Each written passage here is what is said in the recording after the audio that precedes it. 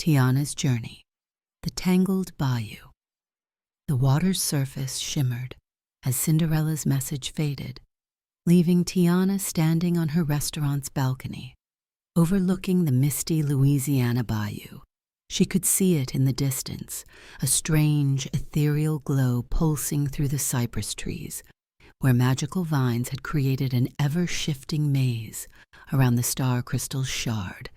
Ray Jr., son of her old friend Ray, floated up to her shoulder, his warm light helping to pierce the gathering dusk.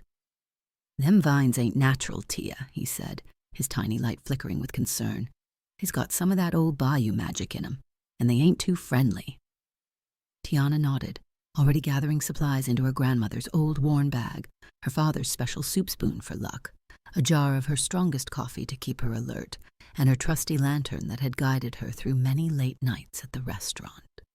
"Natural or not, we've got work to do," she said with determination.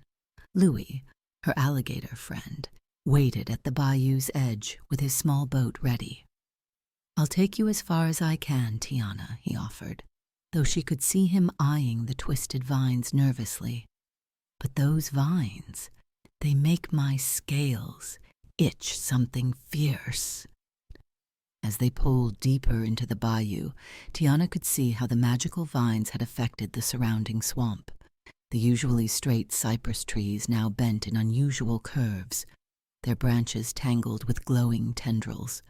The air itself seemed to shimmer with an otherworldly light, and the familiar sounds of the bayou were muffled, as if the vines were absorbing them. When they reached the edge of the vine maze, Tiana stepped carefully onto a small island of solid ground. The vines immediately responded to her presence, writhing and twisting to create new patterns in the darkness. But Tiana wasn't deterred. She'd learned long ago that every problem had a solution if you were willing to work for it. She held up her lantern, studying the way the vines moved. "Everything's got a pattern," she muttered to herself, remembering how she'd learned to master the rhythm of her busy kitchen. Even magic's got to follow some kind of rules. Ray Jr. darted ahead, providing extra light as Tiana began to work. She noticed that the vines recoiled slightly from the combined light of her lantern and Ray's glow. Slowly, carefully, she began to chart a path through the maze, marking safe spots with drops of her coffee that seemed to keep the vines at bay. But the maze was clever, constantly shifting and changing. Each time Tiana thought she had found the right path, the vines would twist into new configurations. The shard's glow remained tantalizingly visible at the center, but the route to reach it kept changing. Drawing upon her years of experience managing her restaurant's complex operations, Tiana began to see the bigger picture. The vines weren't moving randomly. They were dancing, following a rhythm as complex as a New Orleans jazz piece. Once she understood this, she could predict their movements, timing her steps to move through gaps just as they appeared. "It's just like coordinating dinner service," she said to Ray Jr., who bounced excitedly in the air. "Everything's got its own timing, its own flow. You just have to learn the rhythm and work with it, not against it." Step by careful step, Tiana made her way deeper into the maze. The vines continued their hypnotic dance around her, but now she moved in harmony with them, using their own patterns to guide her path.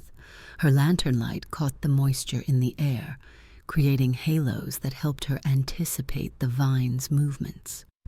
Finally, after what seemed like hours of patient progress, Tiana reached the heart of the maze. The shard floated in a small clearing, suspended in a net of the finest, most delicate vines she'd seen yet. These vines didn't thrash or twist like the others.